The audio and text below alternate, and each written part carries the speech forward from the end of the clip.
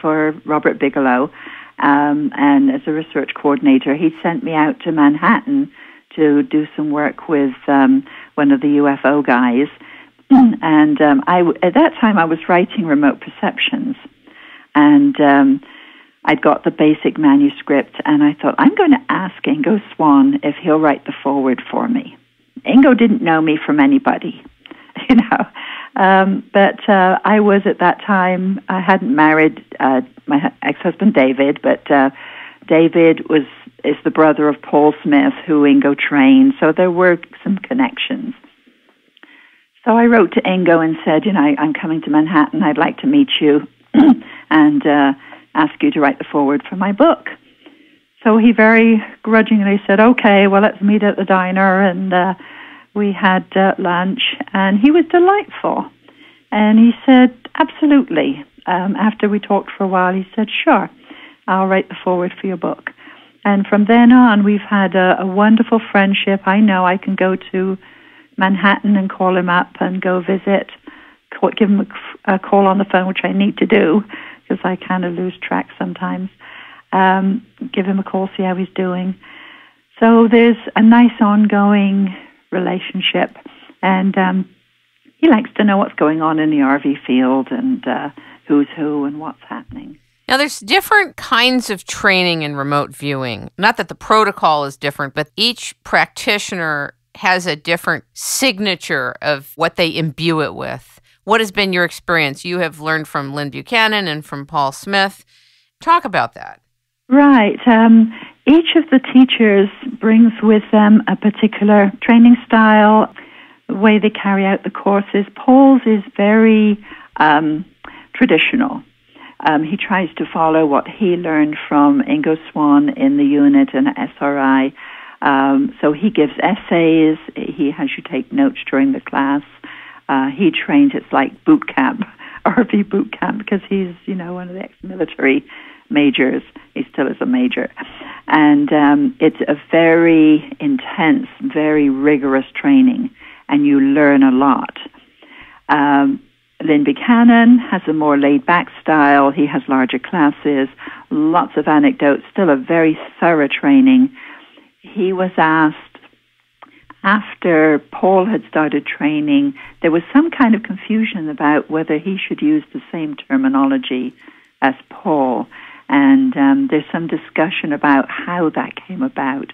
But Lynn's terminology is a little different. So, you know, you have to adapt to that if you go from one training to another. But with Lynn, it's a more colorful, more open, lots of anecdotes about the history of remote viewing.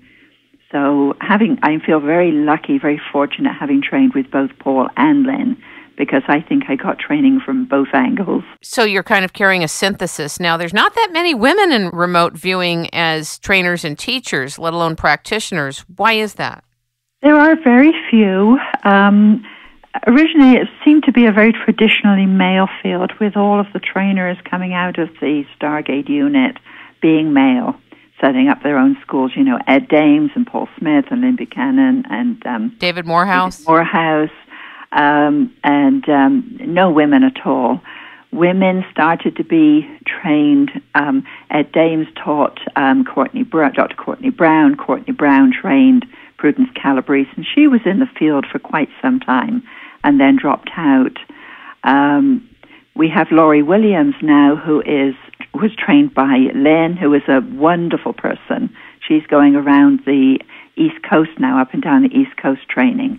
And she is a very thorough, very good trainer. I think it's kind of neat that you talk about other people that would seemingly be competition to you in such a nice way. Well, we're all in the same field. Yeah. So I like to be in cooperation rather than competition. I think it's great. Now, you're doing a training in Australia coming up in mid-October. Talk about that. Right, yeah. I was invited out to Australia. Actually, a student that I trained here in Boulder City, Nevada, said she would love to bring me out to the Gold Coast, Australia, and to train a group of folks out there. And so I'm going to be out in Australia, all being well. We're planning at the moment two 2 classes at the Magic Mountain Resort, Nobby's Mountain on the Gold Coast, from the 10th through the 14th of October, and then another one from the 17th through the 21st. That will be the standard CRV training, 5 days, and I'll be incorporating a whole tool belt of other methods like the spontaneous remote viewing, ERV, which is again altered state remote viewing. So, but we do need to fill up the class in order for me to get out there. So we're putting out a call for students. That's awesome. Now, you're doing 2 5-day courses, and you have room for how many students per training? Well, we have 2 monitors, including myself, so we can train up to 10 in each class. Okay, fabulous. How do people get a hold of you to sign up and find out more about the class?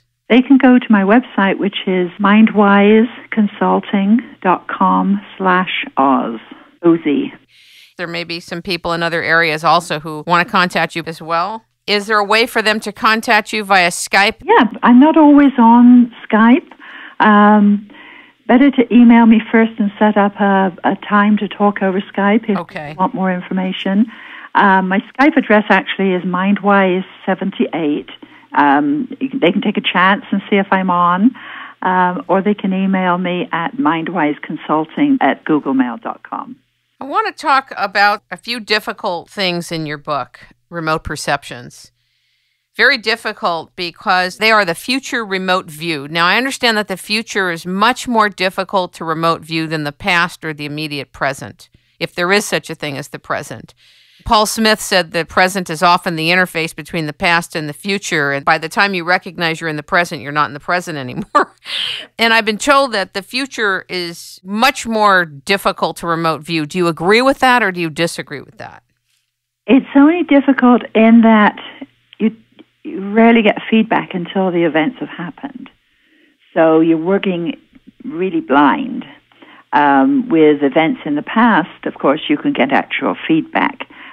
Stuff that's happening right now, you can get feedback, which is somebody can tell you, yes, that's correct or not correct. The future, the further out you get, the more difficult it is. I've actually done viewing 8 years, had feedback after 8 years, and got a lot of the information correct.